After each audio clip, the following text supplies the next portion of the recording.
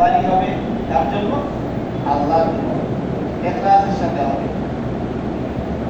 আল্লাহ পাক বলেন, লা ইয়ানালাল্লাহু লুহুমুহা ওয়ালা দিমাউহা ওয়ালাকিন ইয়ানালুহু তাকওয়া মিনকুম। লা ইয়ানালাল্লাহু লুহুমুহা ওয়ালা দিমাউহা ওয়ালাকিন ইয়ানালুহু তাকওয়া মিনকুম।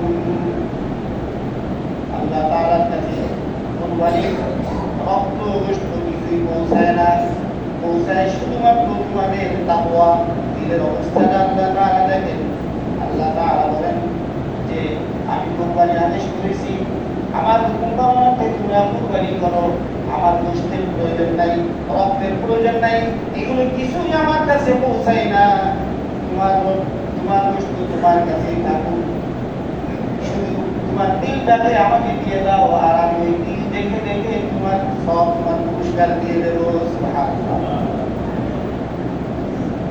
টাকা তোমার, খাবার খানা তোমার, সবকিছু তোমার, বিনিময়ে আমি নাকি দান করবো। সুবহানাল্লাহ। জন্য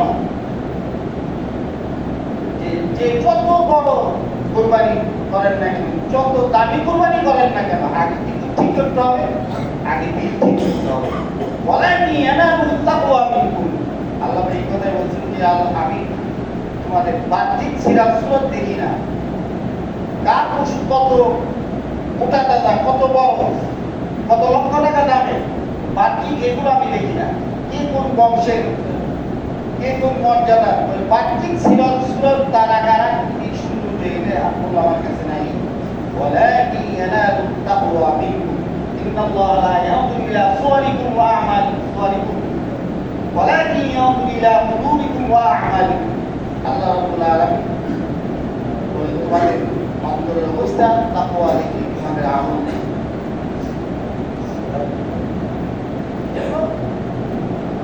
তাকওয়া ব্যতীত যে কুরবানি করা হয়, সেই লক্ষ হাজার হাজার লক্ষ টাকা দামের কুরবানি করলে সেটা অন্তঃসার শূন্য হয়ে যায়। এই জন্য অন্তরকে আগে নিয়তকে আমরা খালেজ করবো, ইখলাসের সাথে আল্লাহ সন্তুষ্টির জন্য আমরা কি করবো?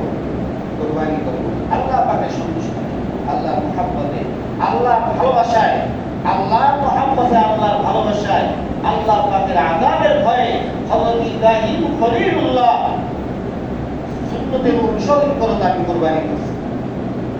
এটা আমার দিলের, এই দিলের এই মনোভাব নিয়ে কুরবানি। আর কুরবানির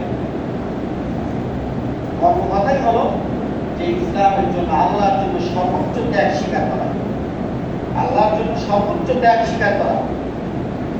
হযরত ইব্রাহিম আলাইহিস সালাম আল্লাহর সন্তুষ্টির জন্য তার কলিজার টুকরা ইসমাঈলকে আল্লাহর জন্য দিয়ে দিয়েছেন,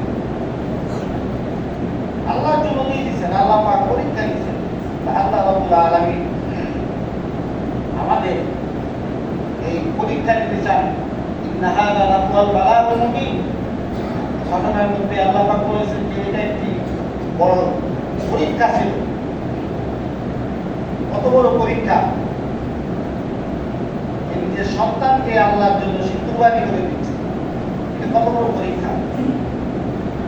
তা আল্লাহ রাব্বুল আলামিন আমাদের সন্তানকে চান নাই, কিন্তু আমাদের সম্পদের একটা অংশ আল্লাহর রাস্তায় দিয়ে দিতে হবে। আল্লাহ পাকের যখন যে আদেশ দিয়েছেন সেটা পালন করতে হবে। আল্লাহ পাক যাকাত হুকুম করেছেন, যাকাতের জন্য আমার সম্পদ ব্যয় হবে, আমার সম্পদের একটা অংশ আমি আল্লাহর জন্য দিয়ে দেব। কুরবানি করতে হবে, ওই কুরবানি করার আগে নিজের মনের কুরবানি হয়, আগে মনের পরীক্ষা, অন্তরের। কারণ অন্তরের ভিতরে যে সম্পদের মায়া মহব্বত আছে, বস্তুর মায়া, মানে এই মায়া মহব্বতকে কুরবানি করা, ত্যাগ করা আল্লাহর নৈকট্য হাসিলের জন্য, আল্লাহর নৈকট্য হাসিলের জন্য। এটা কুরবানি, ত্যাগ, প্রতিজ্ঞা এবং প্রিয় বস্তু আল্লাহর জন্য উৎসর্গ করা, এটাই হলো কুরবানির তাৎপর্য।